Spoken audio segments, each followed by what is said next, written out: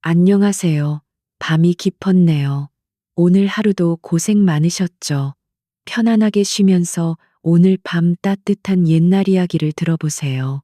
옛날 옛적에 어느 아니지요. 이 이야기는 그저 그런 마을에서 시작하지 않습니다. 이 늙은이의 가슴속 깊이 묻어둔 상념에서 시작되지요. 나는 궁궐의 눈이 초가를 덮고 높고 또다시 덮는 것을 볼 만큼 오래 살았습니다. 왕조가 흥망성쇠하는 것도 보았지요. 허나 변치 않는 것이 하나 있었으니 바로 사람들 마음속에 소리 없는 싸움이었습니다.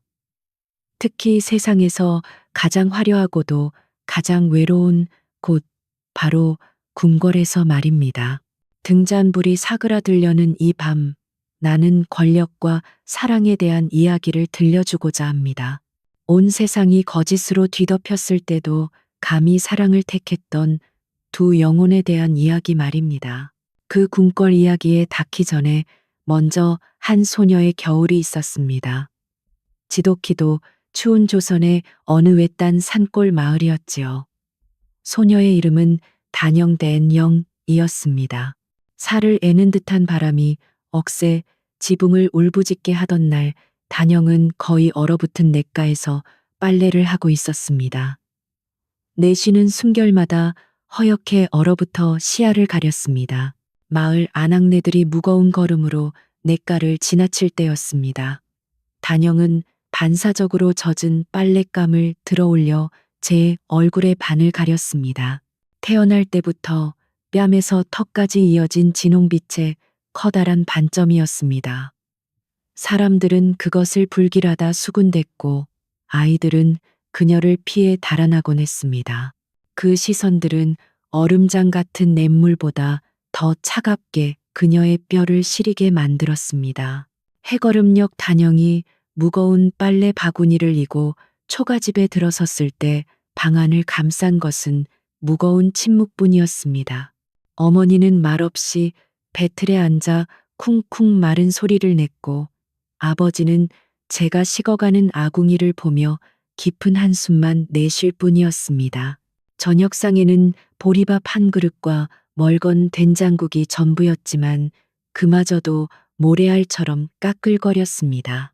그러던 어느 날 어머니가 웬일인지 빛바랜 비단 한복 한 벌을 가져왔습니다. 단영아 이리 와서 입어보거라. 어머니의 목소리에는 기쁨 대신 알 수 없는 불안감이 서려 있었습니다. 단영이 어색하게 옷을 갈아입고 있을 때 낯선 매파 할멈이 방 안으로 들어섰습니다. 그녀는 단영의 얼굴을 상품처럼 뜯어보았고 그 노골적인 시선은 진홍빛 반점 위에서 오래도록 머물렀습니다. 매파는 부모님께 고개를 돌려 낮은 목소리로 속삭였습니다. 단영은 어차피 양반가에 시집가긴 글렀으니 그래도 쓸모가 있어 다행이라는 말들만 간신히 알아들을 수 있었습니다. 그 말들은 비수가 되어 단영의 가슴에 밝혔습니다. 마치 자신은 온전한 사람이 아니라 그저 값을 매겨야 할 물건이 된 것만 같았습니다. 굴욕감에 눈물이 핑 돌았습니다. 단영은 조용히 제 작은 골방으로 도망쳤습니다. 그녀는 낡은 반지꼬리를 열어 바늘과 실을 꺼냈습니다. 그녀가 유일하게 숨 쉴 수 있는 순간이었습니다. 그녀의 손끝에서 피어나는 수는 그저 무늬가 아니었습니다. 얼어붙은 땅에서도 싹을 틔우는 생명력, 그것이 그녀가 가진 전부였습니다. 그녀는 오직 바늘 끝에만 집중하며 매파의 목소리를 애써 지웠습니다. 며칠 뒤 아버지는 장터에서 잔뜩 술에 취해 돌아왔습니다. 그는 비틀거리며 마당에 주저앉아 울부짖었습니다. 단영아, 이 아비를 용서해라. 술 기운에 터져 나온 진실은 끔찍했습니다. 아버지는 아들의 혼인 자금을 마련하기 위해 한양의 큰 기방에 그녀를 팔아넘기기로 계약했던 것입니다. 자비를 하는 하녀라고 했지만 그것이 기생이 되기 위한 첫걸음임을 모를 리 없었습니다. 어머니는 땅을 치며 통곡했지만 이미 쌀가마니와 돈 몇 푼이 오간 뒤였습니다. 단영은 그 자리에 얼어붙었습니다. 온몸의 피가 차갑게 식는 것 같았습니다. 그녀는 며칠 밤낮으로 수놓던 작은 수트를 바라보았습니다. 하얀 눈밭 위에서 붉게 피어나는 매화 한 송이, 그것은 마치 자신 같았습니다. 이대로 끌려가 낯선 이들의 놀이개가 되는 이 차라리 저 눈밭에서 얼어 죽는 것이 낫다고 결심했습니다. 그날 밤 밖에는 무섭게 눈보라가 휘몰아치기 시작했습니다. 단영은 얇은 옷가지 몇 개와 그 매화수를 품에 안고 몰래 뒷문으로 빠져나왔습니다. 발이 푹푹 빠지는 눈길을 헤치며 그녀는 그저 앞만 보고 달렸습니다. 차가운 바람이 그녀의 뺨을 그리고 그 붉은 반점을 사정없이 때렸습니다. 얼마나 달렸을까? 단영은 산속에서 길을 잃었습니다. 추위와 허기에 감각이 무뎌졌습니다. 이대로 죽는구나 싶었을 때 그녀의 눈에 희미한 등불 하나가 보였습니다. 그것은 길목에 버려지다시피 한 낡은 역참이었습니다. 그녀는 마지막 힘을 다해 문 앞까지 기어갔고 그대로 쓰러졌습니다. 의식이 가물가물해지는 순간 삐걱하고 문이 열렸습니다. 문틈으로 한 사내가 서 있었습니다. 그는 몹시 창백했고 금방이라도 쓰러질 것처럼 콜록거렸습니다. 그는 단영을 내려다보았고 이내 눈에 덮인 그녀의 붉은 반점을 보았습니다. 하지만 그의 눈에는 경멸이나 놀람이 없었습니다. 그저 자신처럼 지독히도 지치고 아픈 사람에게서나 볼 수 있는 깊은 피로감만이 어려 있었습니다. 그는 아무 말 없이 마른 팔을 뻗어 눈 속에 파묻힌 단영을 안으로 끌어당겼습니다. 단영이 다시 눈을 떴을 때 코끝을 찌른 것은 지독한 탕약 냄새였습니다. 눅눅한 흙냄새와 섞인 그 쓴내는 역설적이게도 그녀가 살아있음을 실감케 했습니다. 그녀는 낡고 삐걱거리는 침상에 누워 있었습니다.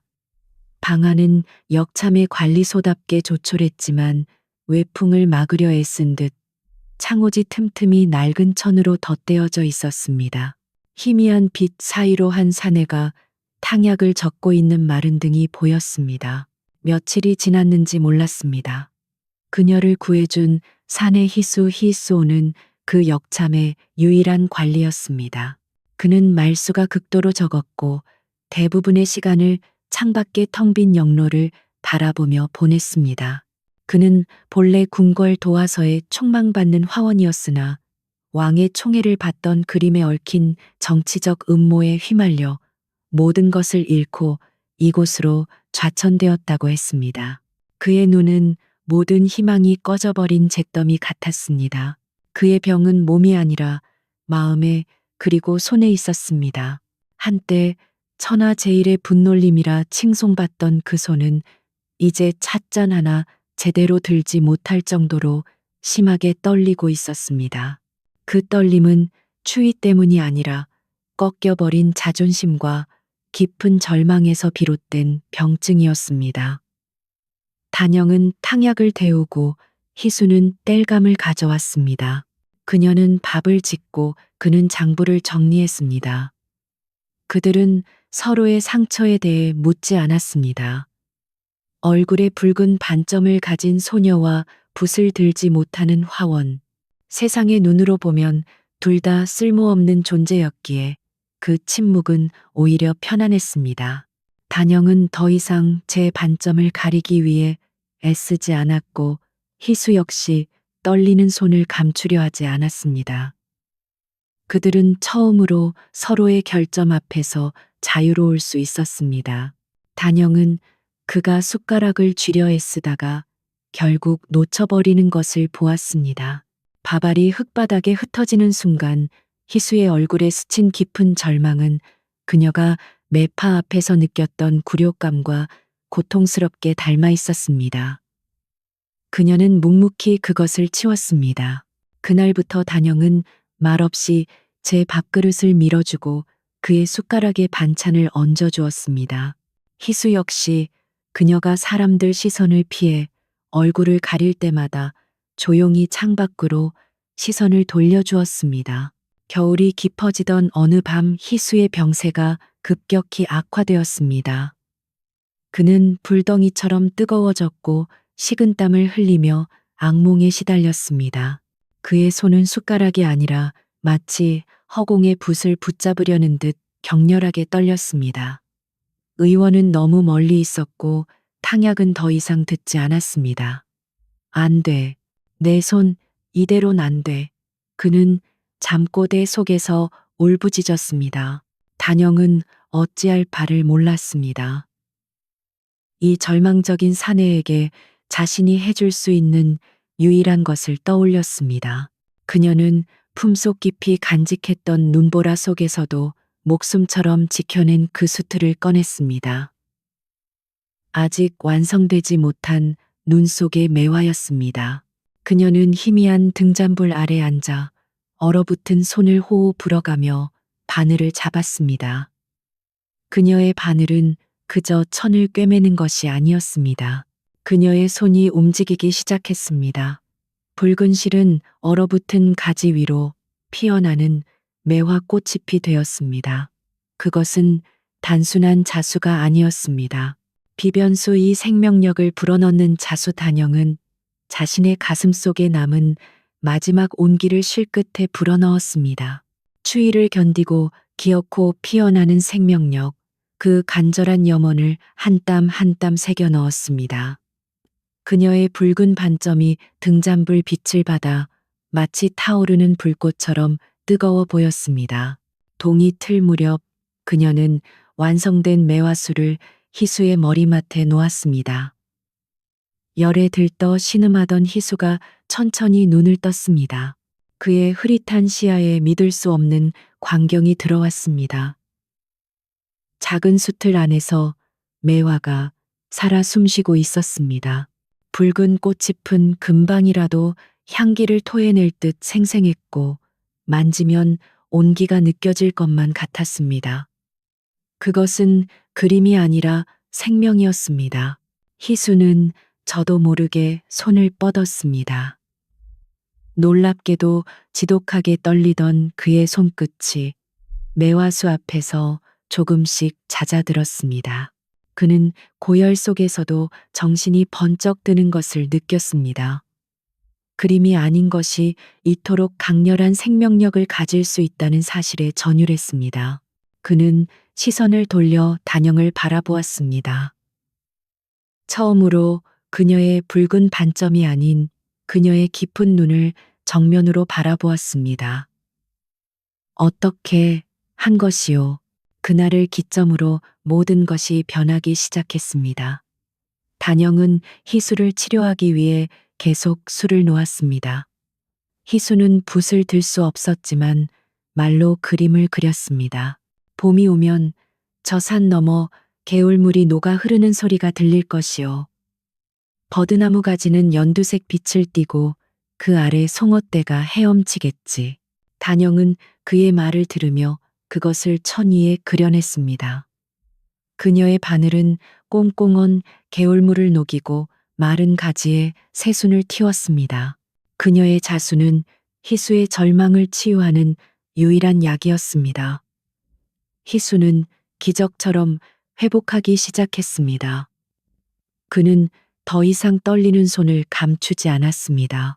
대신 그 손으로 단영에게 글을 가르쳤습니다. 이것은 꽃, 화, 자요. 그대의 손끝에서 피어나는 것.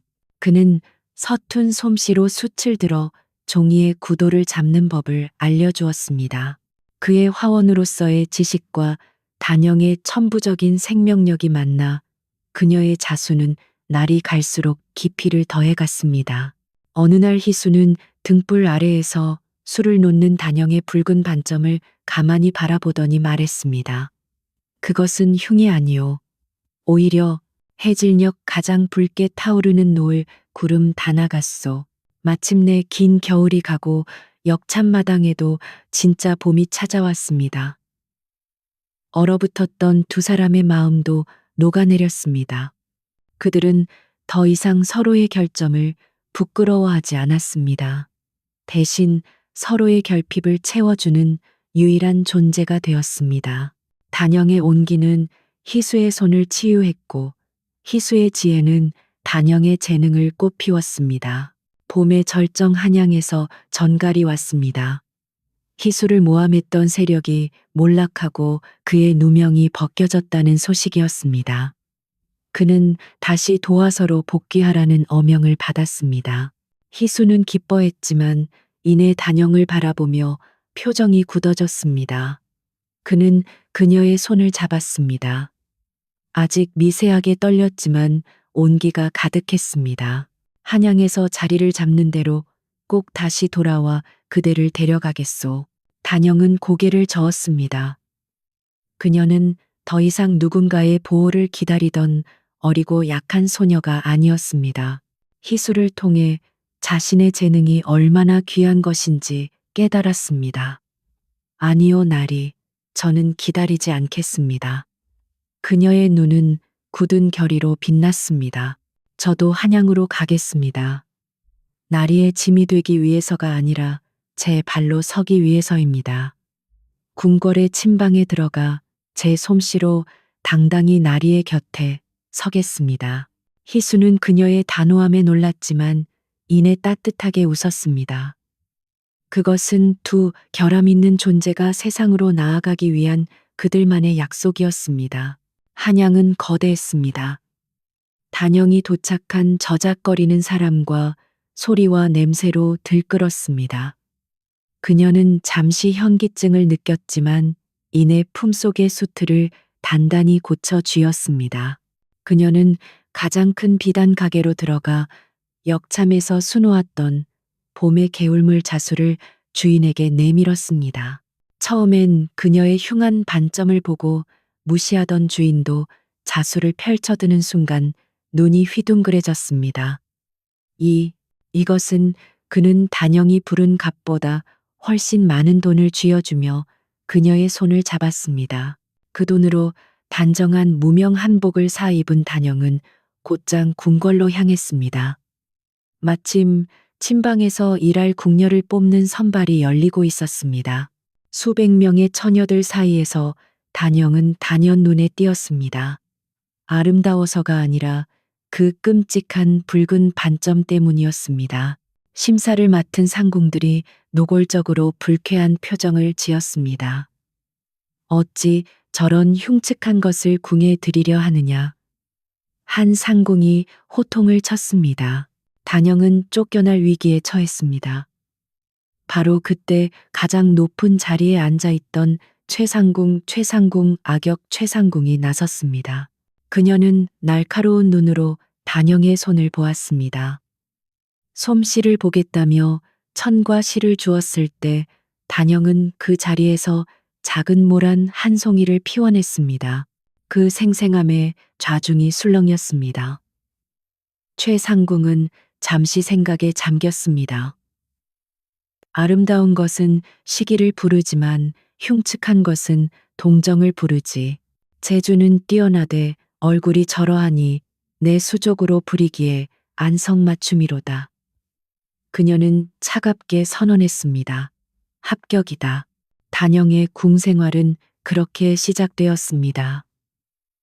침방은 궁궐에서 가장 화려한 비단과 오색실이 모이는 곳이었지만 그만큼 시기와 질투가 만연한 곳이었습니다. 어린 나인들은 흉측한 반점을 가진 단영을 대놓고 따돌렸습니다. 하지만 단영은 아무 말 없이 바늘만 잡았습니다. 그녀의 손에서 피어난 자수는 달랐습니다. 그녀가 수놓은 옷을 입은 비는 왕의 눈에 띄었고 그녀가 지은 이불을 덮은 옹주는 지병처럼 앓던 악몽에서 벗어났습니다. 소문은 조용히 퍼져나갔습니다. 가치, 확산, 따뜻한 손을 가진 아이. 왕족들은 어느새 흉측한 반점을 가진 나인이 아니라 따뜻한 손을 가진 아이의 솜씨를 찾기 시작했습니다. 그녀의 자수에는 사람의 마음을 어루만지는 힘이 있었습니다. 단영은 비로소 자신의 반점이 자신의 재능이 저주가 아님을 깨달았습니다. 그녀는 더 이상 고개를 숙이지 않았습니다. 한편 희수는 도화서로 복귀하여 화원으로서의 명예를 되찾았습니다. 역참에서 단영의 온기로 치유된 그의 손은 이제 거의 완벽하게 회복되었습니다. 그는 세자 시즈의 어진 윗젠을 그리는 중책을 맡아 밤낮으로 그림에 몰두했습니다. 그의 붓끝은 예전보다 더욱 깊어지고 따뜻해졌습니다. 그는 단영이 궁궐 어딘가에 있다는 것을 알았지만 감히 찾을 수 없었습니다.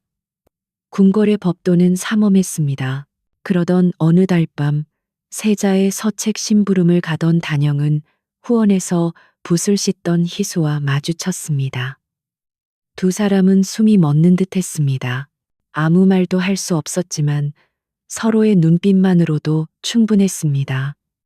단영은 더 이상 도망치던 소녀가 아니었고 희수는 더 이상 절망에 빠진 폐인이 아니었습니다. 그들은 각자의 자리에서 당당히 서 있었습니다. 그들은 가끔 그렇게 아무도 모르게 멀리서 서로를 바라보며 위안을 얻었습니다. 단영에 대한 칭찬이 중전 쫌덴의 귀에까지 들어가자 최상궁의 심기가 불편해졌습니다. 중전께서 최상궁이 아닌 일개 나인인 단영의 솜씨를 따로 치하했기 때문입니다. 자신의 자리가 위협받는다고 느낀 최상궁은 계략을 꾸몄습니다. 그녀는 단영을 불렀습니다. 곧 있을 테비 다페마마의 탄신년에 쓸 백조조봉도 병풍을 만들라고 명했습니다. 그것은 10명의 장인이 몇 달을 매달려야 할 대작이었습니다. 그런데 최상궁은 단영에게 불과 한 달의 시간을 주었습니다. 내 재주가 하늘을 찌른다 하니 어디 한번 해보거라. 그것은 칭찬이 아니라 사형 선고였습니다. 게다가 최상궁은 몰래 사람이 귀한 오색 비단실을 망가뜨리고 가장 가는 바늘을 훔쳐가게 했습니다. 갈등, 불가능한 임무와 방해, 단영은 절망했습니다. 시간도 부족했지만 재료마저 구할 길이 막혔습니다.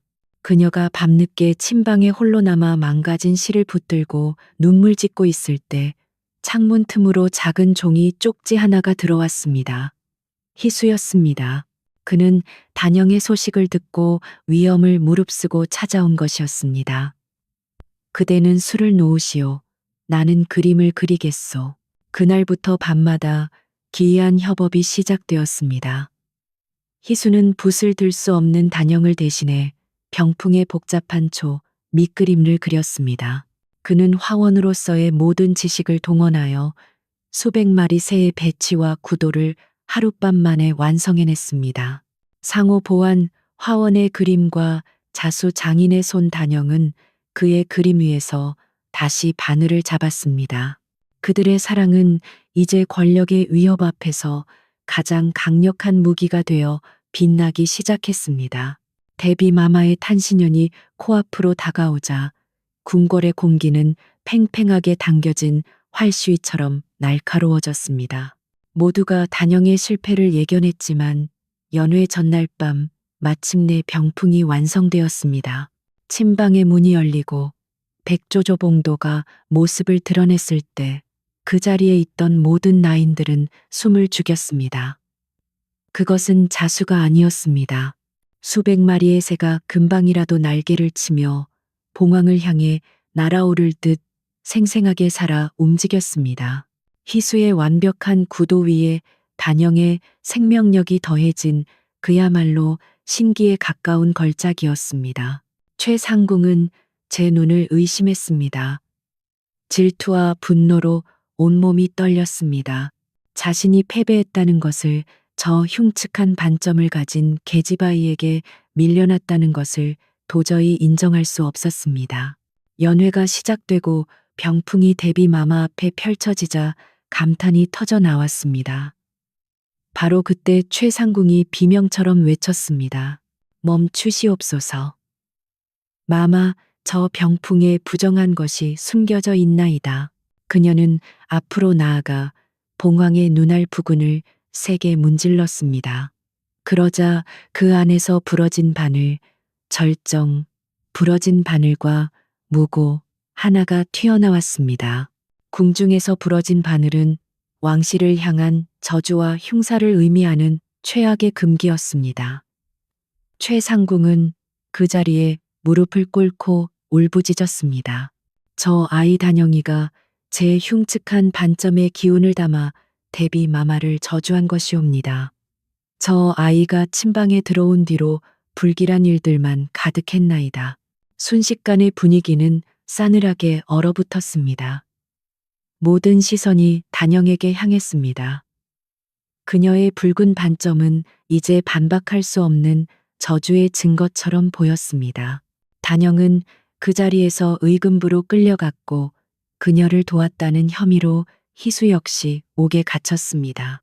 제목의 의미, 권력과 거짓이 두 사람을 갈라놓다.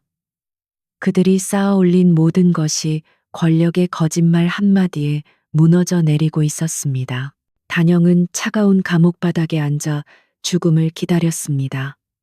하지만 그녀는 더 이상 울지 않았습니다.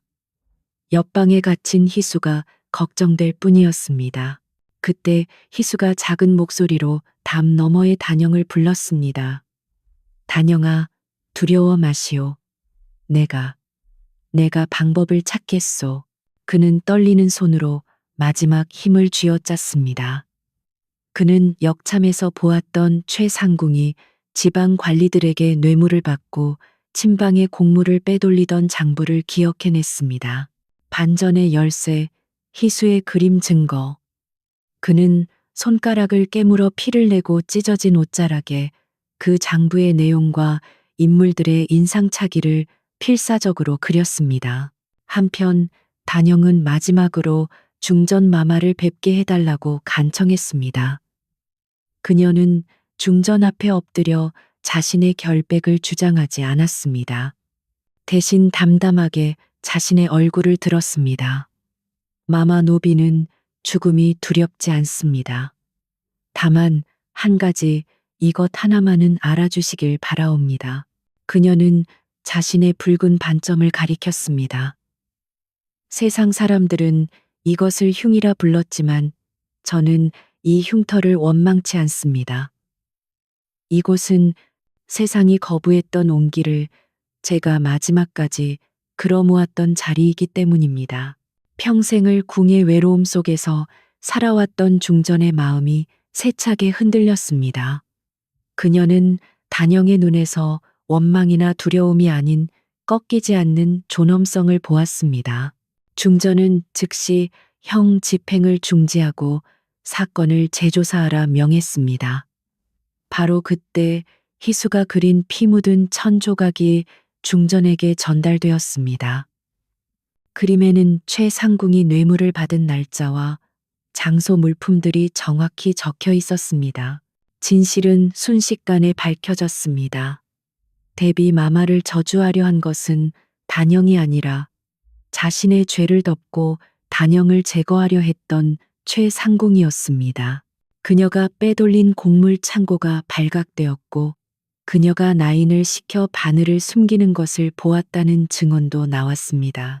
인과응보, 최상궁은 모든 직위를 박탈당하고 가장 멀고 험한 변방의 관비관비로 끌려갔습니다. 모든 누명을 벗은 단영과 희수는 중전 앞에 불려나왔습니다. 중전은 두 사람을 가만히 바라보았습니다. 권력과 시기심이 가득한 이 궁궐에서 서로의 상처를 보듬고 목숨까지 걸었던 두 사람의 사랑은 그 어떤 보석보다 귀하게 빛나고 있었습니다. 중전은 미소를 지었습니다.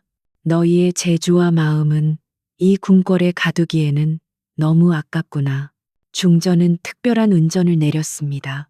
단영을 궁녀의 신분에서 풀어주어 양인 양앤이 되게 하고 희수에게는 그의 고향에서 후학을 양성할 수 있는 교수로 임명하는 영예를 주었습니다. 결말 두 사람은 감사의 큰절을 올리고 마침내 그 화려하고도 차가웠던 궁궐을 걸어 나왔습니다. 한양의 성문을 빠져나오는 길은 몇 해 전 단영이 눈보라를 헤치며 도망치던 그 산길과 이어져 있었습니다. 시간이 흘러 어느 따뜻한 봄날, 고향 마을의 작은 초가집에서 희수는 다시 붓을 잡고 봄 경치를 화폭에 담고 있었습니다. 그의 손은 더 이상 떨리지 않았습니다. 마루에 앉은 단영은 아이의 베네처고리에 작은 꽃술을 놓고 있었습니다. 따사로운 봄볕이 그녀의 얼굴을 비추었습니다. 행복한 결말 그 붉은 반점은 더 이상 수치심의 낙인이 아니었습니다. 그것은 온갖 풍파를 견뎌내고 마침내 행복을 피워낸 꿋꿋한 생명력의 상징처럼 눈부시게 빛나고 있었습니다. 에필로그자, 얘야, 이제 정말 밤이 깊었구나. 등잔불도 꺼져가는구나. 보이는 것이 전부가 아니란다. 진정한 아름다움은 그럴듯한 겉모습에 있는 것이 아니라 차가운 세상 속에서도 기어이 온기를 만들어내는 저 손끝과 온갖 거짓 속에서도 끝끝내 사랑을 택하는 용기 있는 마음 속에 있는 것이란다. 이제 그만 따뜻하게 덮고 잘 자거라. 안녕하세요. 밤이 깊었네요. 오늘 하루도 고생 많으셨죠? 편안하게 쉬면서 오늘 밤 따뜻한 옛날 이야기를 들어보세요. 옛날 옛적에 어느 아니지요. 이 이야기는 그저 그런 마을에서 시작하지 않습니다. 이 늙은이의 가슴속 깊이 묻어둔 상념에서 시작되지요. 나는 궁궐의 눈이 초가를 덮고 녹고 또다시 덮는 것을 볼 만큼 오래 살았습니다. 왕조가 흥망성쇠하는 것도 보았지요. 허나 변치 않는 것이 하나 있었으니 바로 사람들 마음속에 소리 없는 싸움이었습니다. 특히 세상에서 가장 화려하고도 가장 외로운 곳, 바로 궁궐에서 말입니다. 등잔불이 사그라들려는 이 밤, 나는 권력과 사랑에 대한 이야기를 들려주고자 합니다. 온 세상이 거짓으로 뒤덮였을 때도 감히 사랑을 택했던 두 영혼에 대한 이야기 말입니다. 그 궁궐 이야기에 닿기 전에 먼저 한 소녀의 겨울이 있었습니다. 지독히도 추운 조선의 어느 외딴 산골 마을이었지요. 소녀의 이름은 단영댄영이었습니다. 살을 애는 듯한 바람이 억새 지붕을 울부짖게 하던 날, 단영은 거의 얼어붙은 냇가에서 빨래를 하고 있었습니다. 내쉬는 숨결마다 허옇게 얼어붙어 시야를 가렸습니다. 마을 아낙네들이 무거운 걸음으로 냇가를 지나칠 때였습니다. 단영은 반사적으로 젖은 빨랫감을 들어올려 제 얼굴의 반을 가렸습니다. 태어날 때부터 뺨에서 턱까지 이어진 진홍빛의 커다란 반점이었습니다. 사람들은 그것을 불길하다 수군댔고 아이들은 그녀를 피해 달아나곤 했습니다. 그 시선들은 얼음장 같은 냇물보다 더 차갑게 그녀의 뼈를 시리게 만들었습니다. 해거름역 단영이 무거운 빨래 바구니를 이고 초가집에 들어섰을 때 방 안을 감싼 것은 무거운 침묵뿐이었습니다. 어머니는 말없이 배틀에 앉아 쿵쿵 마른 소리를 냈고 아버지는 제가 식어가는 아궁이를 보며 깊은 한숨만 내쉴 뿐이었습니다. 저녁상에는 보리밥 한 그릇과 멀건 된장국이 전부였지만 그마저도 모래알처럼 까끌거렸습니다. 그러던 어느 날 어머니가 웬일인지 빛바랜 비단 한복 한 벌을 가져왔습니다. 단영아 이리 와서 입어보거라. 어머니의 목소리에는 기쁨 대신 알 수 없는 불안감이 서려 있었습니다. 단영이 어색하게 옷을 갈아입고 있을 때 낯선 매파매포 할멈이 방 안으로 들어섰습니다. 그녀는 단영의 얼굴을 상품처럼 뜯어보았고 그 노골적인 시선은 진홍빛 반점 위에서 오래도록 머물렀습니다. 매파는 부모님께 고개를 돌려 낮은 목소리로 속삭였습니다. 단영은 어차피 양반가에 시집가긴 글렀으니 그래도 쓸모가 있어 다행이라는 말들만 간신히 알아들을 수 있었습니다. 그 말들은 비수가 되어 단영의 가슴에 밝혔습니다. 마치 자신은 온전한 사람이 아니라 그저 값을 매겨야 할 물건이 된 것만 같았습니다. 굴욕감에 눈물이 핑 돌았습니다. 단영은 조용히 제 작은 골방으로 도망쳤습니다. 그녀는 낡은 반지꼬리를 열어 바늘과 실을 꺼냈습니다. 그녀가 유일하게 숨 쉴 수 있는 순간이었습니다. 그녀의 손끝에서 피어나는 수는 그저 무늬가 아니었습니다. 얼어붙은 땅에서도 싹을 틔우는 생명력, 그것이 그녀가 가진 전부였습니다. 그녀는 오직 바늘 끝에만 집중하며 매파의 목소리를 애써 지웠습니다. 며칠 뒤 아버지는 장터에서 잔뜩 술에 취해 돌아왔습니다. 그는 비틀거리며 마당에 주저앉아 울부짖었습니다. 단영아, 이 아비를 용서해라. 술 기운에 터져 나온 진실은 끔찍했습니다. 아버지는 아들의 혼인 자금을 마련하기 위해 한양의 큰 기방에 그녀를 팔아넘기기로 계약했던 것입니다. 자비를 하는 하녀라고 했지만 그것이 기생이 되기 위한 첫걸음임을 모를 리 없었습니다. 어머니는 땅을 치며 통곡했지만 이미 쌀가마니와 돈 몇 푼이 오간 뒤였습니다. 단영은 그 자리에 얼어붙었습니다. 온몸의 피가 차갑게 식는 것 같았습니다. 그녀는 며칠 밤낮으로 수놓던 작은 수틀을 바라보았습니다. 하얀 눈밭 위에서 붉게 피어나는 매화 한 송이, 그것은 마치 자신 같았습니다. 이대로 끌려가 낯선 이들의 놀이개가 되는 이 차라리 저 눈밭에서 얼어 죽는 것이 낫다고 결심했습니다. 그날 밤 밖에는 무섭게 눈보라가 휘몰아치기 시작했습니다. 단영은 얇은 옷가지 몇 개와 그 매화수를 품에 안고 몰래 뒷문으로 빠져나왔습니다. 발이 푹푹 빠지는 눈길을 헤치며 그녀는 그저 앞만 보고 달렸습니다. 차가운 바람이 그녀의 뺨을 그리고 그 붉은 반점을 사정없이 때렸습니다. 얼마나 달렸을까? 단영은 산속에서 길을 잃었습니다. 추위와 허기에 감각이 무뎌졌습니다. 이대로 죽는구나 싶었을 때 그녀의 눈에 희미한 등불 하나가 보였습니다. 그것은 길목에 버려지다시피 한 낡은 역참이었습니다. 그녀는 마지막 힘을 다해 문 앞까지 기어갔고 그대로 쓰러졌습니다.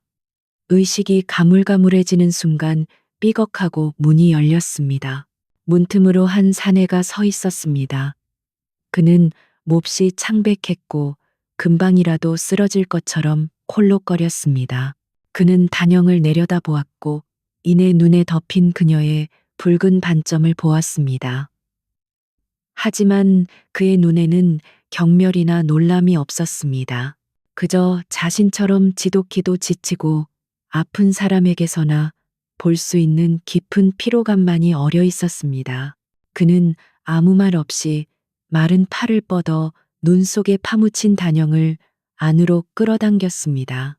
단영이 다시 눈을 떴을 때 코끝을 찌른 것은 지독한 탕약 냄새였습니다. 눅눅한 흙냄새와 섞인 그 쓴내는 역설적이게도 그녀가 살아있음을 실감케 했습니다. 그녀는 낡고 삐걱거리는 침상에 누워 있었습니다. 방 안은 역참의 관리소답게 조촐했지만 외풍을 막으려 애쓴 듯 창호지 틈틈이 낡은 천으로 덧대어져 있었습니다. 희미한 빛 사이로 한 사내가 탕약을 젓고 있는 마른 등이 보였습니다. 며칠이 지났는지 몰랐습니다. 그녀를 구해준 사내 히수오는 그 역참의 유일한 관리였습니다.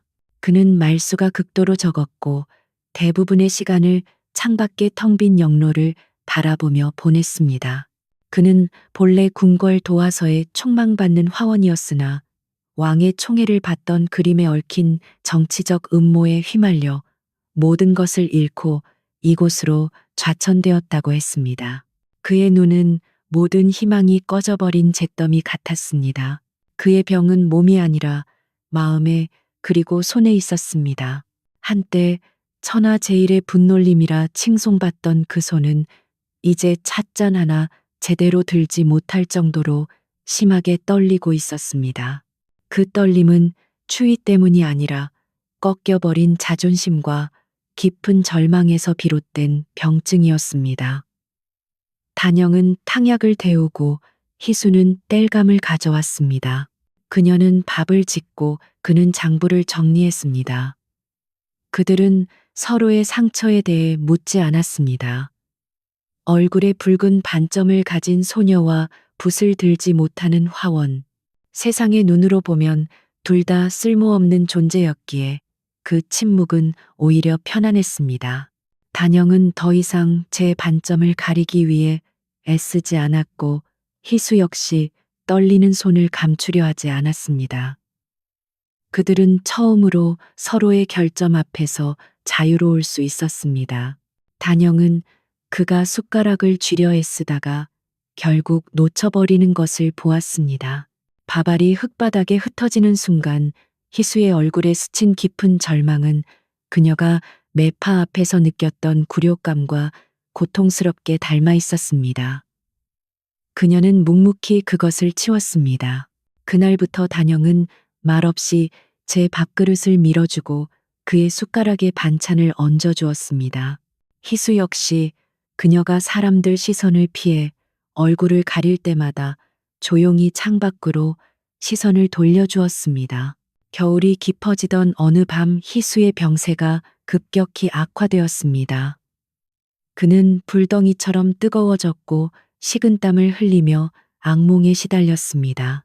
그의 손은 숟가락이 아니라 마치 허공의 붓을 붙잡으려는 듯 격렬하게 떨렸습니다. 의원은 너무 멀리 있었고 탕약은 더 이상 듣지 않았습니다. 안 돼. 내 손 이대론 안 돼. 그는 잠꼬대 속에서 울부짖었습니다. 단영은 어찌할 바를 몰랐습니다. 이 절망적인 사내에게 자신이 해줄 수 있는 유일한 것을 떠올렸습니다. 그녀는 품속 깊이 간직했던 눈보라 속에서도 목숨처럼 지켜낸 그 수트를 꺼냈습니다. 아직 완성되지 못한 눈 속의 매화였습니다.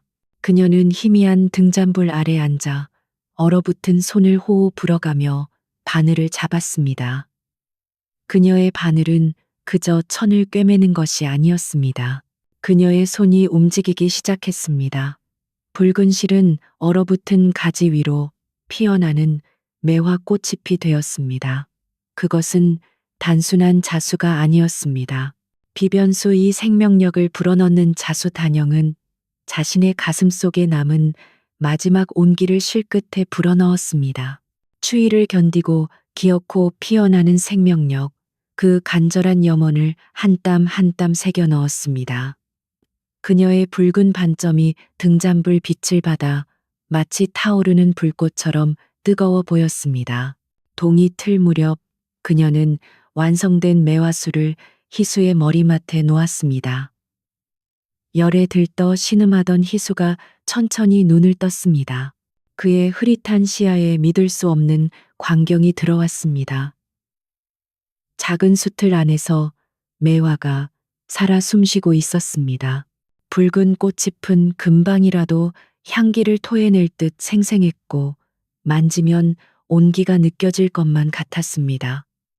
그것은 그림이 아니라 생명이었습니다.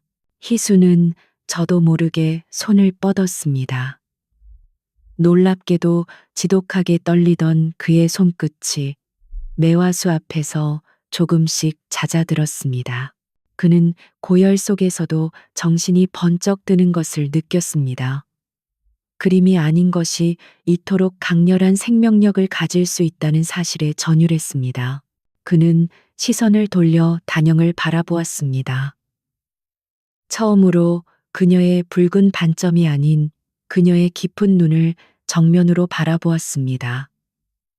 어떻게 한 것이요? 그날을 기점으로 모든 것이 변하기 시작했습니다. 단영은 희수를 치료하기 위해 계속 술을 놓았습니다. 희수는 붓을 들 수 없었지만 말로 그림을 그렸습니다. 봄이 오면 저 산 너머 개울물이 녹아 흐르는 소리가 들릴 것이요. 버드나무 가지는 연두색 빛을 띠고 그 아래 송어떼가 헤엄치겠지. 단영은 그의 말을 들으며 그것을 천 위에 그려냈습니다. 그녀의 바늘은 꽁꽁언 개울물을 녹이고 마른 가지에 새순을 틔웠습니다. 그녀의 자수는 희수의 절망을 치유하는 유일한 약이었습니다. 희수는 기적처럼 회복하기 시작했습니다.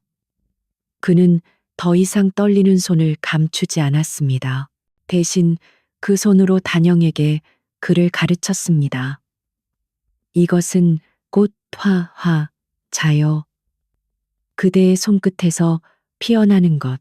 그는 서툰 솜씨로 숯을 들어 종이의 구도를 잡는 법을 알려주었습니다. 그의 화원으로서의 지식과 단영의 천부적인 생명력이 만나 그녀의 자수는 날이 갈수록 깊이를 더해갔습니다.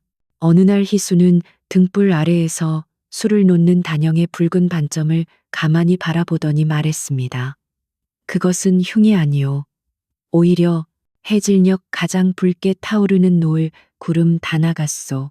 마침내 긴 겨울이 가고 역참마당에도 진짜 봄이 찾아왔습니다. 얼어붙었던 두 사람의 마음도 녹아내렸습니다. 그들은 더 이상 서로의 결점을 부끄러워하지 않았습니다. 대신 서로의 결핍을 채워주는 유일한 존재가 되었습니다.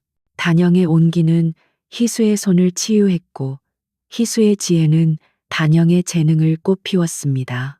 봄의 절정 한양에서 전갈이 왔습니다. 희수를 모함했던 세력이 몰락하고 그의 누명이 벗겨졌다는 소식이었습니다. 그는 다시 도화서로 복귀하라는 어명을 받았습니다. 희수는 기뻐했지만 이내 단영을 바라보며 표정이 굳어졌습니다. 그는 그녀의 손을 잡았습니다. 아직 미세하게 떨렸지만 온기가 가득했습니다. 한양에서 자리를 잡는 대로 꼭 다시 돌아와 그대를 데려가겠소. 단영은 고개를 저었습니다. 그녀는 더 이상 누군가의 보호를 기다리던 어리고 약한 소녀가 아니었습니다. 희수를 통해 자신의 재능이 얼마나 귀한 것인지 깨달았습니다. 아니요, 나리. 저는 기다리지 않겠습니다. 그녀의 눈은 굳은 결의로 빛났습니다. 저도 한양으로 가겠습니다. 나리의 짐이 되기 위해서가 아니라 제 발로 서기 위해서입니다. 궁궐의 침방에 들어가 제 솜씨로 당당히 나리의 곁에 서겠습니다. 희수는 그녀의 단호함에 놀랐지만 이내 따뜻하게 웃었습니다.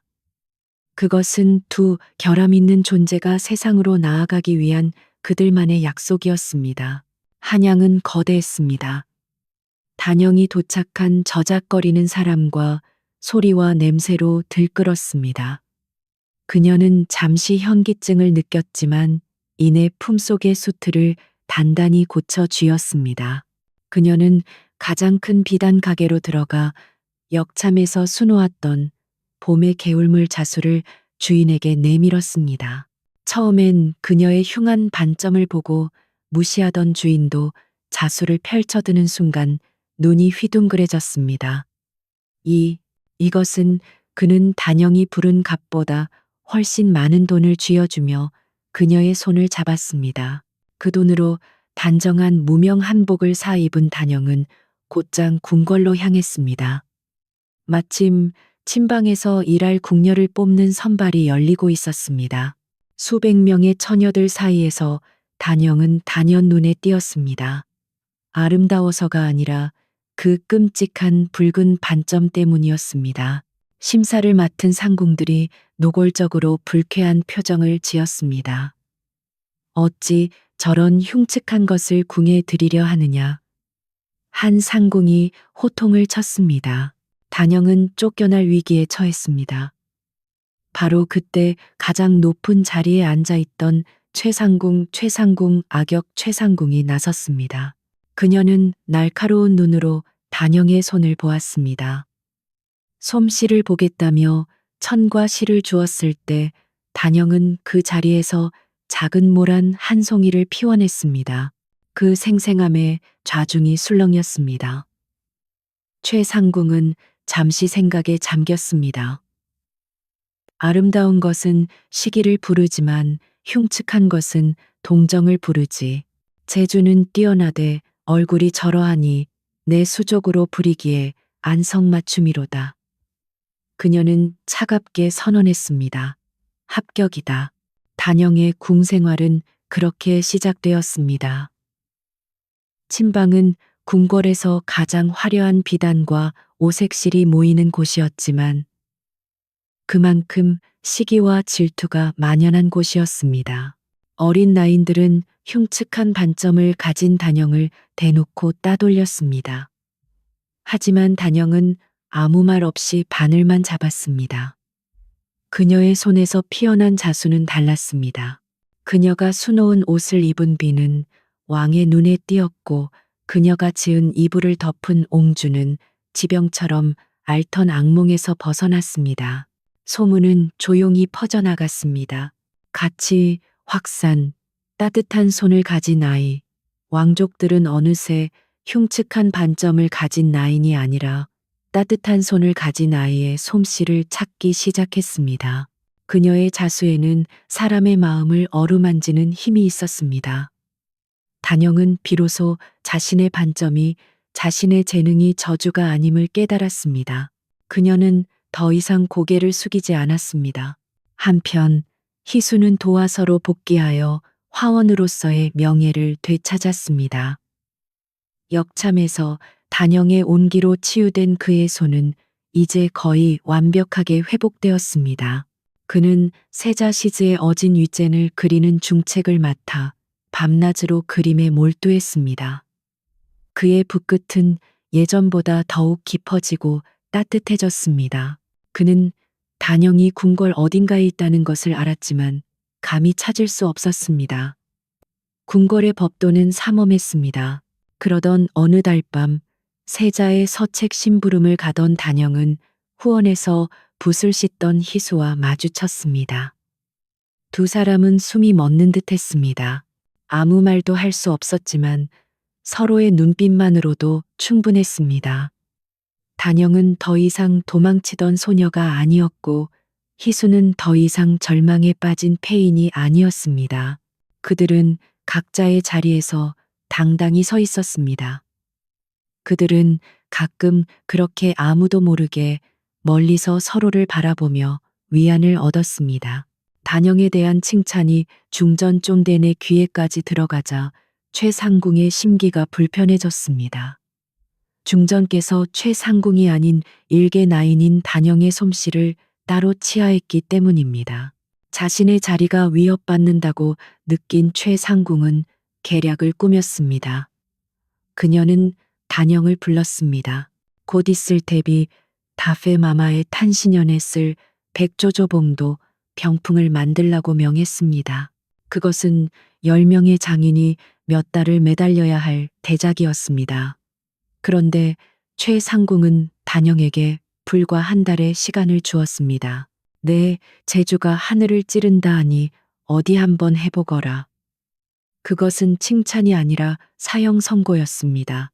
게다가 최상궁은 몰래 사람이 귀한 오색 비단실을 망가뜨리고 가장 가는 바늘을 훔쳐가게 했습니다.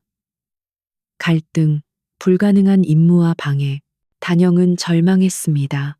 시간도 부족했지만 재료마저 구할 길이 막혔습니다.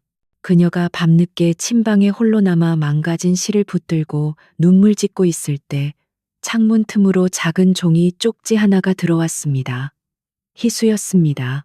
그는 단영의 소식을 듣고 위험을 무릅쓰고 찾아온 것이었습니다. 그대는 술을 놓으시오. 나는 그림을 그리겠소. 그날부터 밤마다 기이한 협업이 시작되었습니다.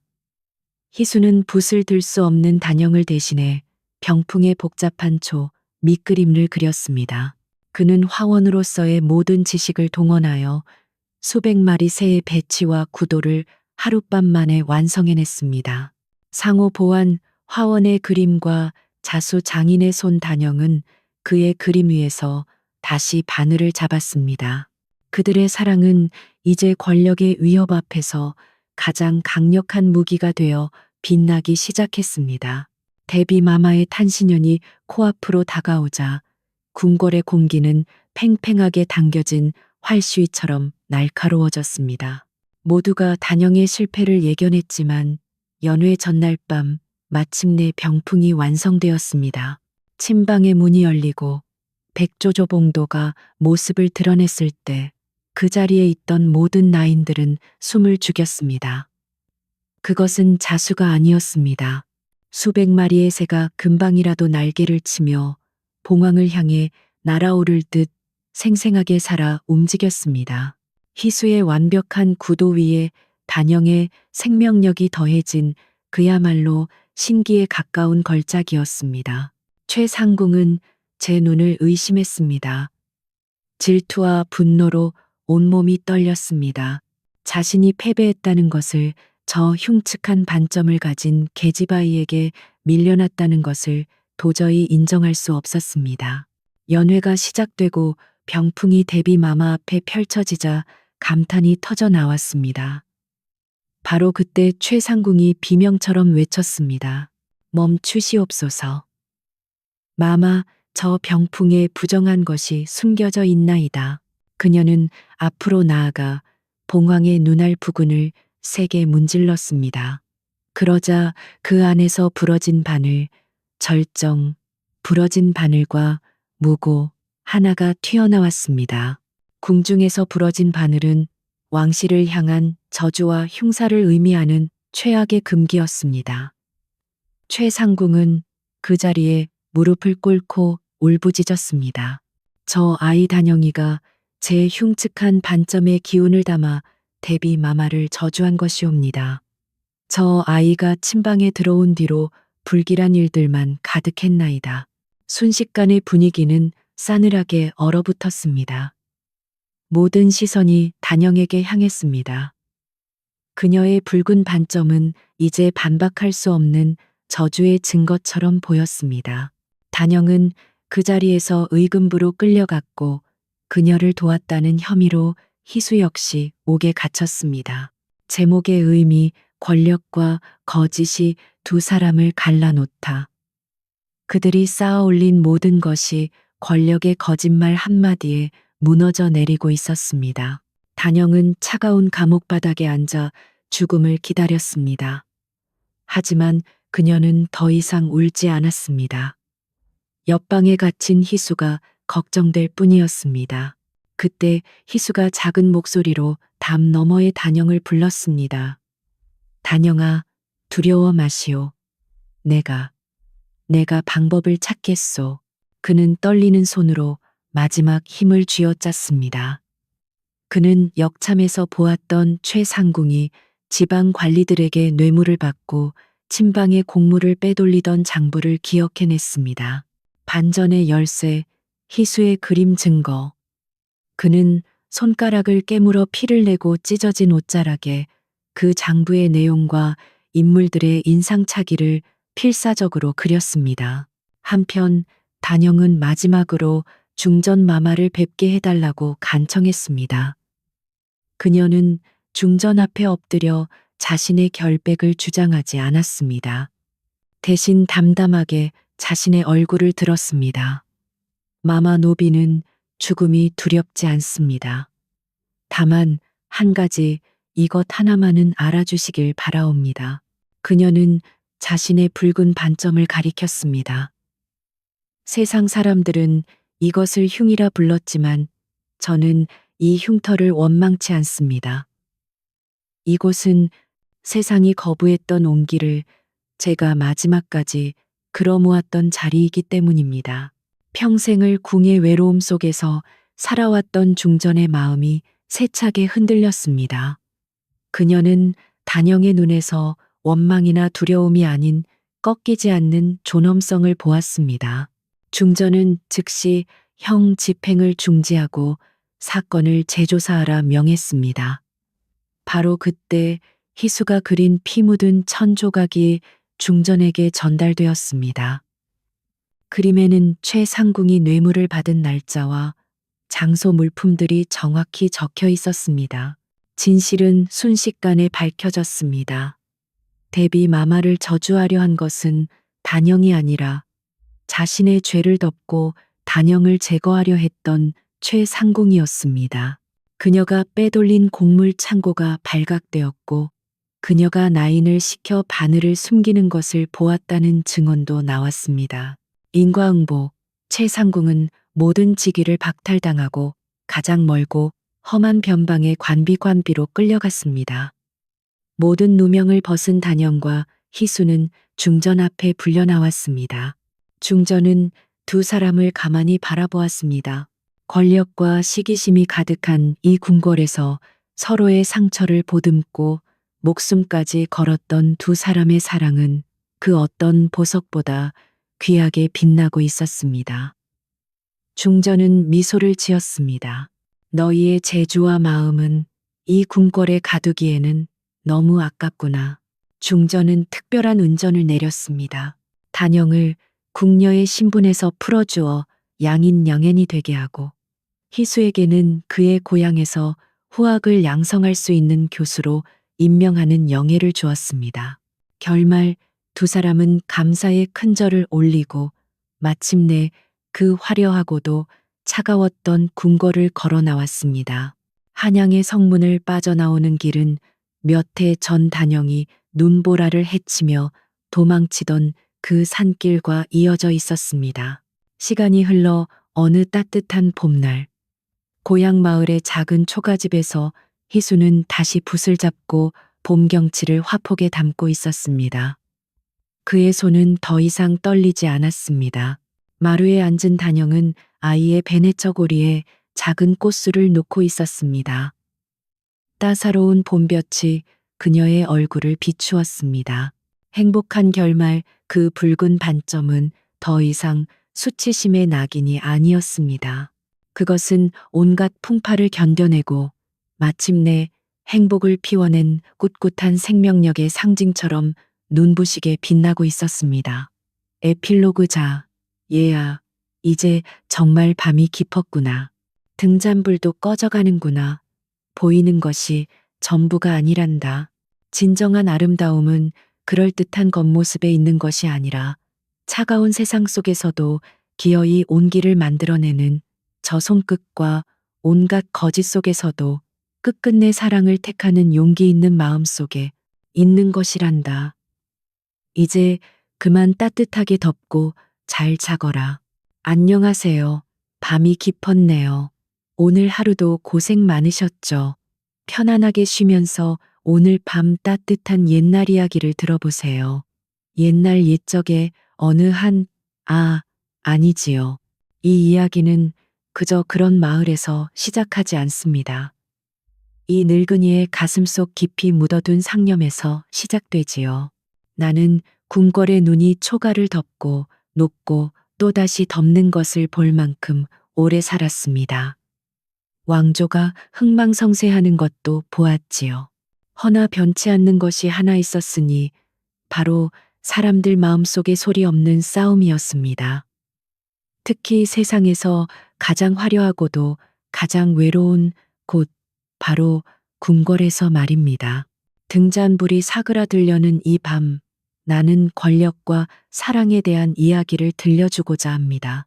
온 세상이 거짓으로 뒤덮였을 때도 감히 사랑을 택했던 두 영혼에 대한 이야기 말입니다. 그 궁궐 이야기에 닿기 전에 먼저 한 소녀의 겨울이 있었습니다. 지독히도 추운 조선의 어느 외딴 산골 마을이었지요. 소녀의 이름은 단영댄영이었습니다. 살을 애는 듯한 바람이 억새 지붕을 울부짖게 하던 날 단영은 거의 얼어붙은 냇가에서 빨래를 하고 있었습니다. 내쉬는 숨결마다 허옇게 얼어붙어 시야를 가렸습니다. 마을 아낙네들이 무거운 걸음으로 냇가를 지나칠 때였습니다. 단영은 반사적으로 젖은 빨랫감을 들어올려 제 얼굴의 반을 가렸습니다. 태어날 때부터 뺨에서 턱까지 이어진 진홍빛의 커다란 반점이었습니다. 사람들은 그것을 불길하다 수군댔고 아이들은 그녀를 피해 달아나곤 했습니다. 그 시선들은 얼음장 같은 냇물보다 더 차갑게 그녀의 뼈를 시리게 만들었습니다. 해거름역 단영이 무거운 빨래 바구니를 이고 초가집에 들어섰을 때 방 안을 감싼 것은 무거운 침묵뿐이었습니다. 어머니는 말없이 배틀에 앉아 쿵쿵 마른 소리를 냈고, 아버지는 제가 식어가는 아궁이를 보며 깊은 한숨만 내쉴 뿐이었습니다. 저녁상에는 보리밥 한 그릇과 멀건 된장국이 전부였지만 그마저도 모래알처럼 까끌거렸습니다. 그러던 어느 날 어머니가 웬일인지 빛바랜 비단 한복 한 벌을 가져왔습니다. 단영아, 이리 와서 입어보거라. 어머니의 목소리에는 기쁨 대신 알 수 없는 불안감이 서려 있었습니다. 단영이 어색하게 옷을 갈아입고 있을 때 낯선 매파 할멈이 방 안으로 들어섰습니다. 그녀는 단영의 얼굴을 상품처럼 뜯어보았고, 그 노골적인 시선은 진홍빛 반점 위에서 오래도록 머물렀습니다. 매파는 부모님께 고개를 돌려 낮은 목소리로 속삭였습니다. 단영은 어차피 양반가에 시집가긴 글렀으니 그래도 쓸모가 있어 다행이라는 말들만 간신히 알아들을 수 있었습니다. 그 말들은 비수가 되어 단영의 가슴에 밝혔습니다. 마치 자신은 온전한 사람이 아니라 그저 값을 매겨야 할 물건이 된 것만 같았습니다. 굴욕감에 눈물이 핑 돌았습니다. 단영은 조용히 제 작은 골방으로 도망쳤습니다. 그녀는 낡은 반지꼬리를 열어 바늘과 실을 꺼냈습니다. 그녀가 유일하게 숨 쉴 수 있는 순간이었습니다. 그녀의 손끝에서 피어나는 수는 그저 무늬가 아니었습니다. 얼어붙은 땅에서도 싹을 틔우는 생명력, 그것이 그녀가 가진 전부였습니다. 그녀는 오직 바늘 끝에만 집중하며 매파의 목소리를 애써 지웠습니다. 며칠 뒤 아버지는 장터에서 잔뜩 술에 취해 돌아왔습니다. 그는 비틀거리며 마당에 주저앉아 울부짖었습니다. 단영아, 이 아비를 용서해라. 술기운에 터져 나온 진실은 끔찍했습니다.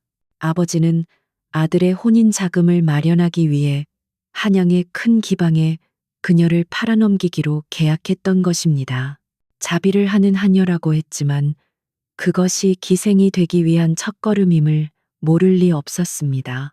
어머니는 땅을 치며 통곡했지만 이미 쌀가마니와 돈 몇 푼이 오간 뒤였습니다.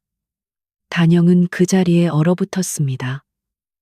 온몸의 피가 차갑게 식는 것 같았습니다.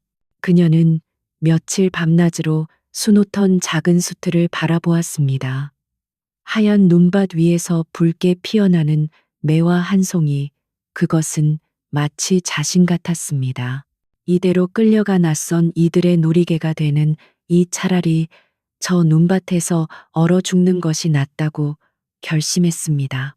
그날 밤 밖에는 무섭게 눈보라가 휘몰아치기 시작했습니다. 단영은 얇은 옷가지 몇 개와 그 매화수를 품에 안고 몰래 뒷문으로 빠져나왔습니다. 발이 푹푹 빠지는 눈길을 헤치며 그녀는 그저 앞만 보고 달렸습니다. 차가운 바람이 그녀의 뺨을 그리고 그 붉은 반점을 사정없이 때렸습니다.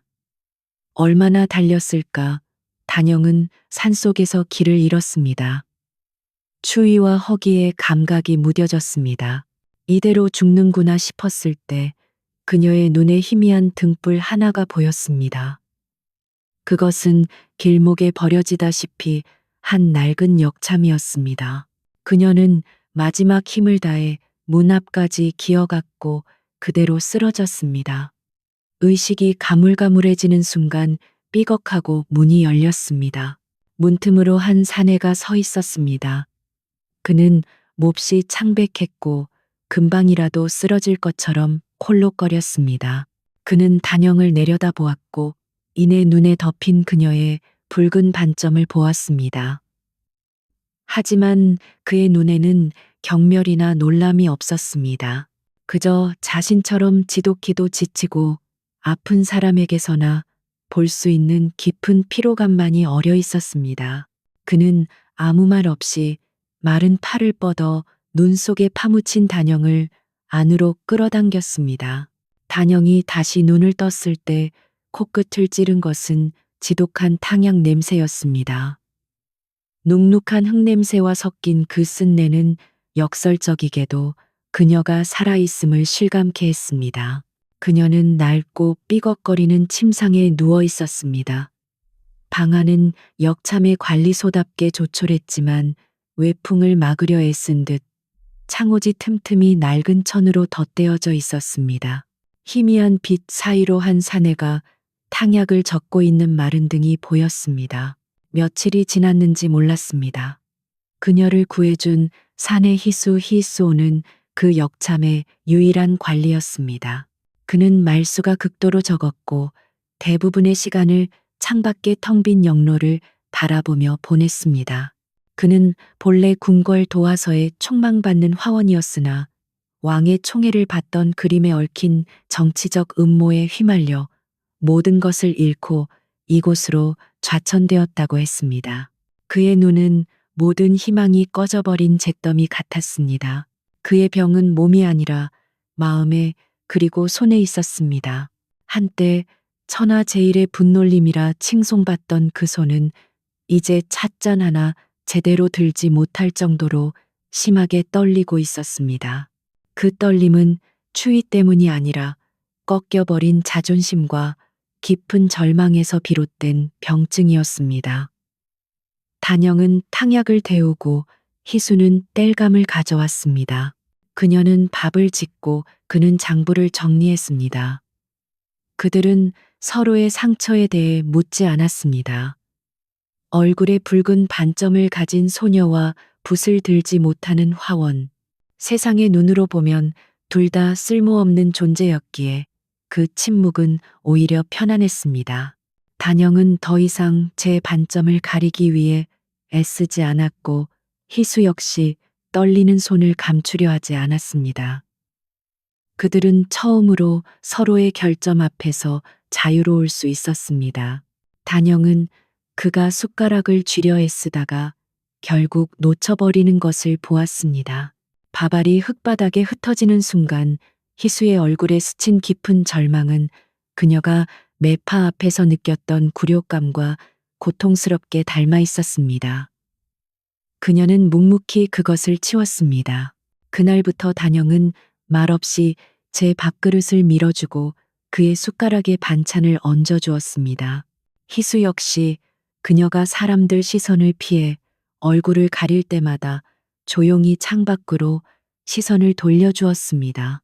겨울이 깊어지던 어느 밤 희수의 병세가 급격히 악화되었습니다. 그는 불덩이처럼 뜨거워졌고 식은땀을 흘리며 악몽에 시달렸습니다. 그의 손은 숟가락이 아니라 마치 허공에 붓을 붙잡으려는 듯 격렬하게 떨렸습니다. 의원은 너무 멀리 있었고 탕약은 더 이상 듣지 않았습니다. 안 돼. 내 손 이대론 안 돼. 그는 잠꼬대 속에서 울부짖었습니다. 단영은 어찌할 바를 몰랐습니다. 이 절망적인 사내에게 자신이 해줄 수 있는 유일한 것을 떠올렸습니다. 그녀는 품속 깊이 간직했던 눈보라 속에서도 목숨처럼 지켜낸 그 수트를 꺼냈습니다. 아직 완성되지 못한 눈 속의 매화였습니다. 그녀는 희미한 등잔불 아래 앉아 얼어붙은 손을 호호 불어가며 바늘을 잡았습니다. 그녀의 바늘은 그저 천을 꿰매는 것이 아니었습니다. 그녀의 손이 움직이기 시작했습니다.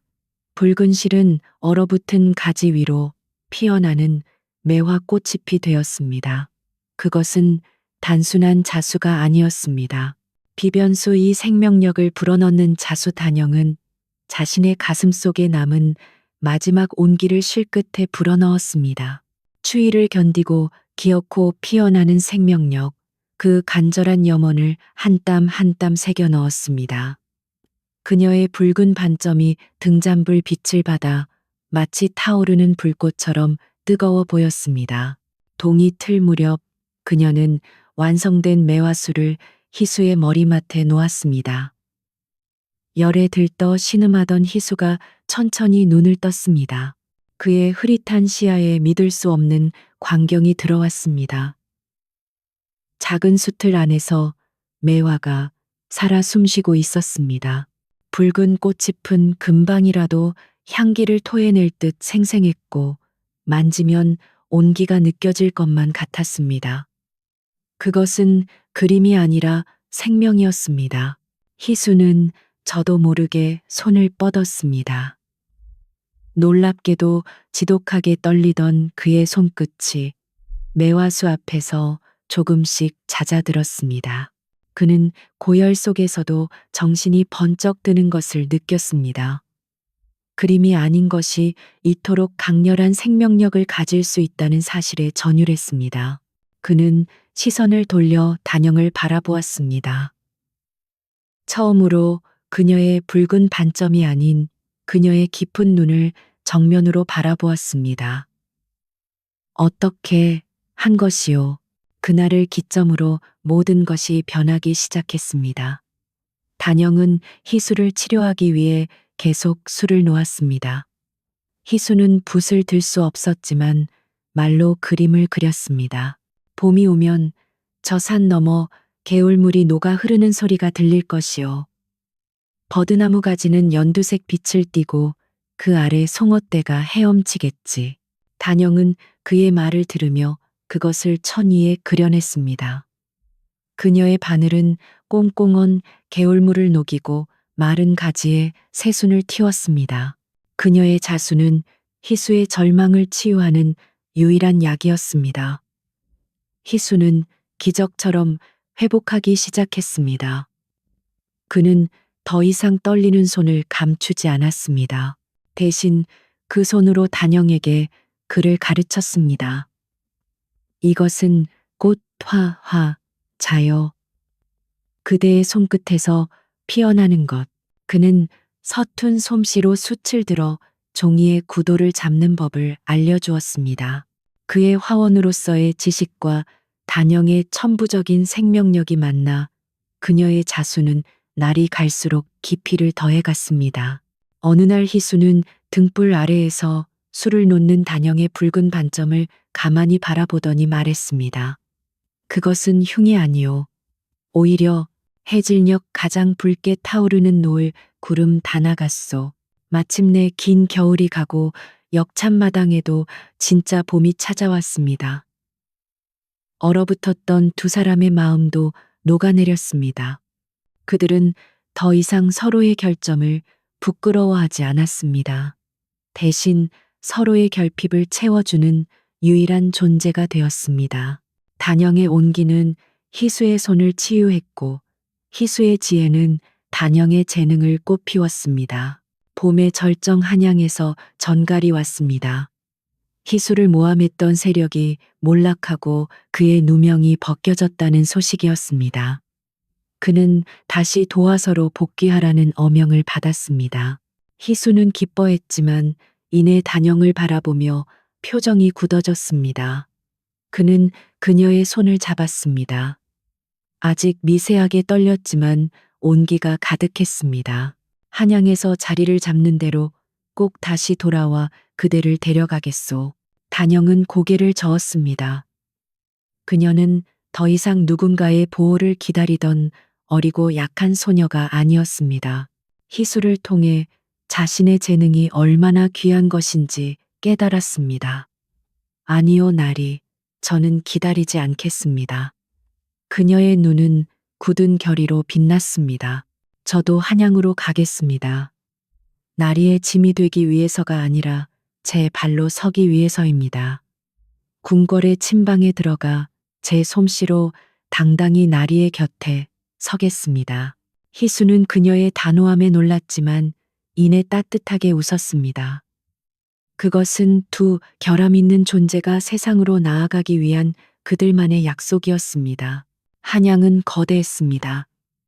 단영이 도착한 저작거리는 사람과 소리와 냄새로 들끓었습니다. 그녀는 잠시 현기증을 느꼈지만 이내 품속의 수트를 단단히 고쳐 쥐었습니다.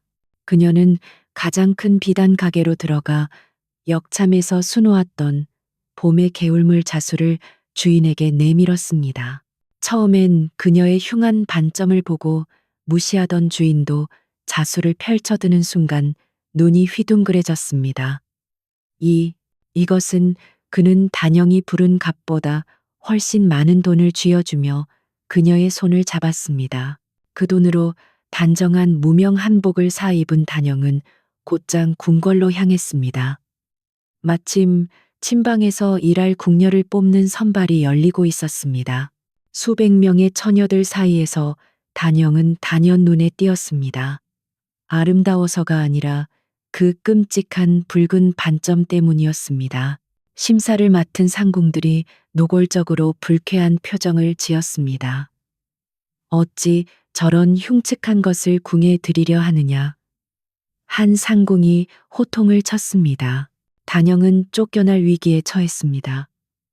바로 그때 가장 높은 자리에 앉아 있던 최상궁 악역 최상궁이 나섰습니다. 그녀는 날카로운 눈으로 단영의 손을 보았습니다. 솜씨를 보겠다며 천과 실을 주었을 때 단영은 그 자리에서 작은 모란 한 송이를 피워냈습니다. 그 생생함에 좌중이 술렁였습니다. 최상궁은 잠시 생각에 잠겼습니다. 아름다운 것은 시기를 부르지만 흉측한 것은 동정을 부르지. 재주는 뛰어나되 얼굴이 저러하니 내 수족으로 부리기에 안성맞춤이로다. 그녀는 차갑게 선언했습니다. 합격이다. 단영의 궁생활은 그렇게 시작되었습니다.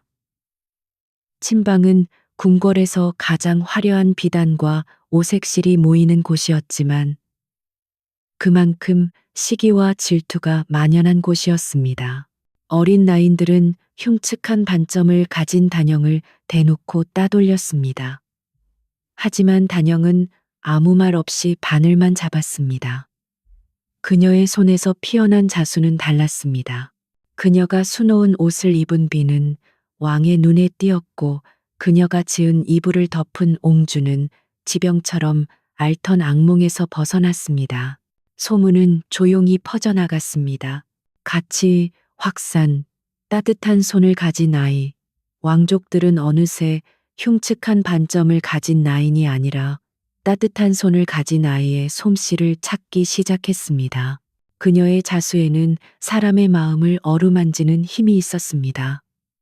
단영은 비로소 자신의 반점이 자신의 재능이 저주가 아님을 깨달았습니다. 그녀는 더 이상 고개를 숙이지 않았습니다. 한편 희수는 도화서로 복귀하여 화원으로서의 명예를 되찾았습니다. 역참에서 단영의 온기로 치유된 그의 손은 이제 거의 완벽하게 회복되었습니다. 그는 세자시즈의 어진 윗젠을 그리는 중책을 맡아 밤낮으로 그림에 몰두했습니다. 그의 붓끝은 예전보다 더욱 깊어지고 따뜻해졌습니다. 그는 단영이 궁궐 어딘가에 있다는 것을 알았지만 감히 찾을 수 없었습니다. 궁궐의 법도는 삼엄했습니다. 그러던 어느 달 밤 세자의 서책 심부름을 가던 단영은 후원에서 붓을 씻던 희수와 마주쳤습니다. 두 사람은 숨이 멎는 듯 했습니다. 아무 말도 할 수 없었지만 서로의 눈빛만으로도 충분했습니다. 단영은 더 이상 도망치던 소녀가 아니었고 희수는 더 이상 절망에 빠진 폐인이 아니었습니다. 그들은 각자의 자리에서 당당히 서 있었습니다. 그들은 가끔 그렇게 아무도 모르게 멀리서 서로를 바라보며 위안을 얻었습니다. 단영에 대한 칭찬이 중전 쫌덴의 귀에까지 들어가자 최상궁의 심기가 불편해졌습니다. 중전께서 최상궁이 아닌 일개 나인인 단영의 솜씨를 따로 치하했기 때문입니다. 자신의 자리가 위협받는다고 느낀 최상궁은 계략을 꾸몄습니다. 그녀는 단영을 불렀습니다. 곧 있을 테비 다페마마의 탄신년에 쓸 백조조봉도 병풍을 만들라고 명했습니다. 그것은 10명의 장인이 몇 달을 매달려야 할 대작이었습니다. 그런데 최상궁은 단영에게 불과 한 달의 시간을 주었습니다. 네, 제주가 하늘을 찌른다 하니 어디 한번 해보거라. 그것은 칭찬이 아니라 사형 선고였습니다. 게다가 최상궁은 몰래 사람이 귀한 오색 비단실을 망가뜨리고 가장 가는 바늘을 훔쳐가게 했습니다. 갈등, 불가능한 임무와 방해, 단영은 절망했습니다. 시간도 부족했지만 재료마저 구할 길이 막혔습니다. 그녀가 밤늦게 침방에 홀로 남아 망가진 실을 붙들고 눈물 짓고 있을 때 창문 틈으로 작은 종이 쪽지 하나가 들어왔습니다. 희수였습니다. 그는 단영의 소식을 듣고 위험을 무릅쓰고 찾아온 것이었습니다. 그대는 술을 놓으시오. 나는 그림을 그리겠소. 그날부터 밤마다 기이한 협업이 시작되었습니다. 희수는 붓을 들 수 없는 단영을 대신해 병풍의 복잡한 밑그림을 그렸습니다. 그는 화원으로서의 모든 지식을 동원하여 수백 마리 새의 배치와 구도를 하룻밤 만에 완성해냈습니다. 상호 보완 화원의 그림과 자수 장인의 손 단영은 그의 그림 위에서 다시 바늘을 잡았습니다. 그들의 사랑은 이제 권력의 위협 앞에서 가장 강력한 무기가 되어 빛나기 시작했습니다. 데비 마마의 탄신년이 코앞으로 다가오자 궁궐의 공기는 팽팽하게 당겨진 활시위처럼 날카로워졌습니다. 모두가 단영의 실패를 예견했지만 연회 전날 밤 마침내 병풍이 완성되었습니다. 침방의 문이 열리고 백조조봉도가 모습을 드러냈을 때 그 자리에 있던 모든 나인들은 숨을 죽였습니다. 그것은 자수가 아니었습니다. 수백 마리의 새가 금방이라도 날개를 치며 봉황을 향해 날아오를 듯 생생하게 살아 움직였습니다. 희수의 완벽한 구도 위에 단영의 생명력이 더해진 그야말로 신기에 가까운 걸작이었습니다. 최상궁은 제 눈을 의심했습니다. 질투와 분노로 온몸이 떨렸습니다. 자신이 패배했다는 것을 저 흉측한 반점을 가진 계집아이에게 밀려났다는 것을 도저히 인정할 수 없었습니다.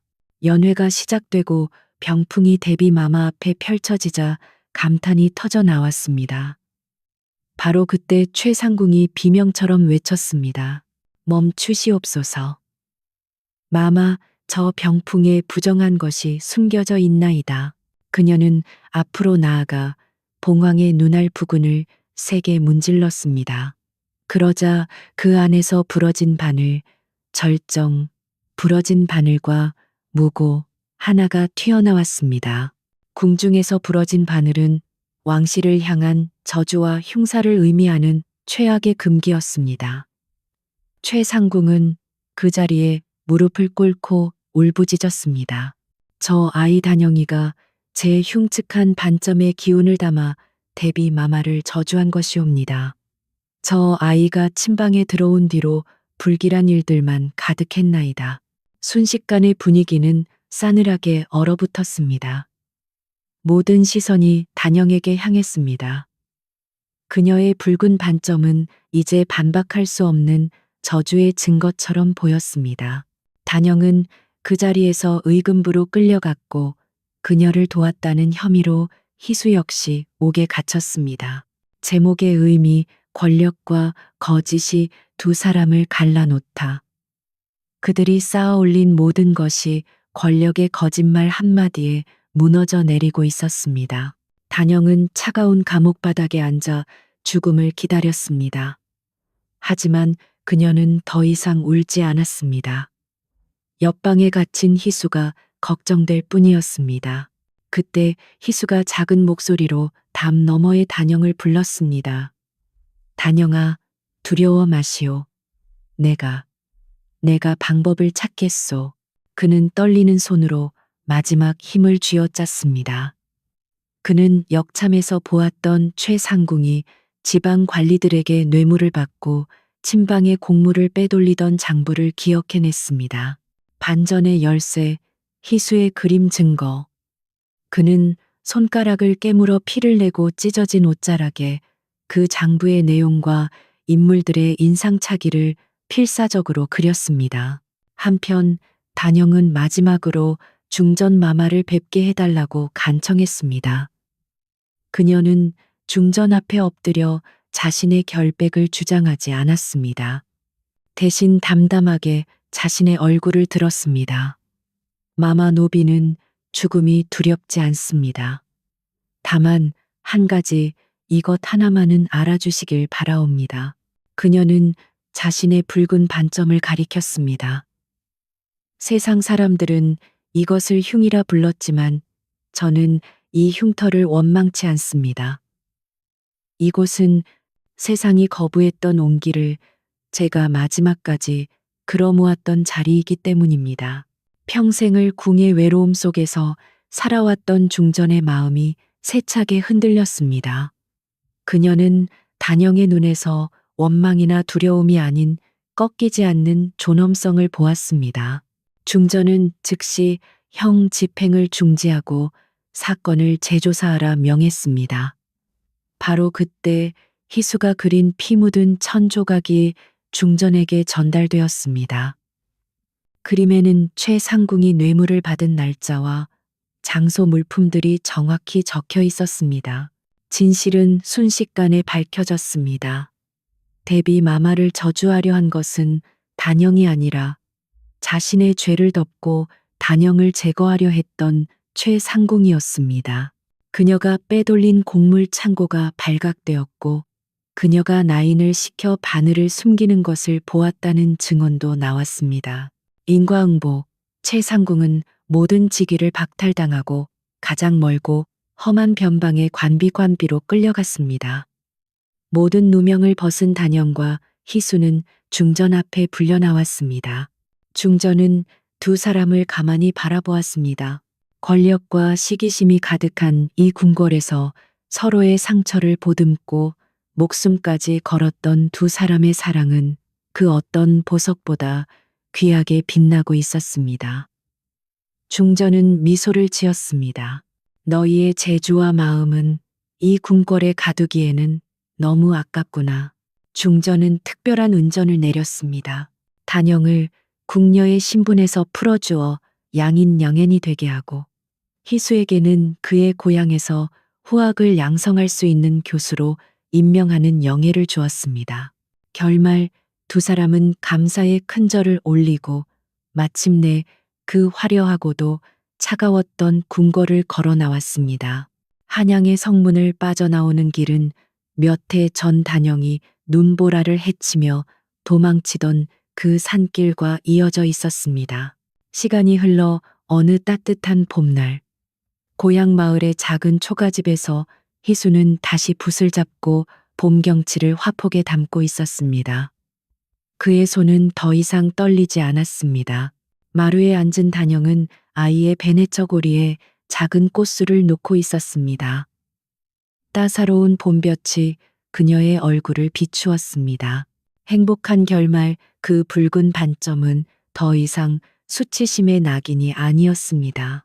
그것은 온갖 풍파를 견뎌내고 마침내 행복을 피워낸 꿋꿋한 생명력의 상징처럼 눈부시게 빛나고 있었습니다.